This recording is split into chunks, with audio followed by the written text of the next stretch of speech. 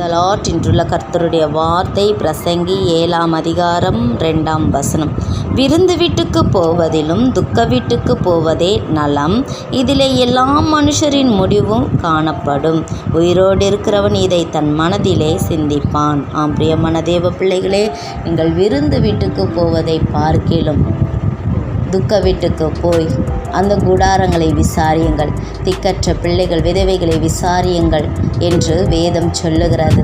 விருந்து வீட்டுக்கு போகக்கூடாதுன்னு சொல்லலை, போவதை பார்க்கிலும் துக்க வீட்டுக்கு போய் அவர்களை விசாரியுங்கள், அவர்களுக்காக ஜெபம் பண்ணுங்கள். வேதம் சொல்லுகிறது, நானே அவர்களுக்கு ஆறுதல் செய்கிற கர்த்தர் என்று.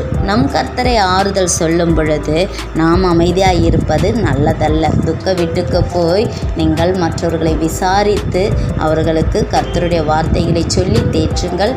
கர்த்தர் அவர்களுக்கு ஆறுதல் செய்வாராக.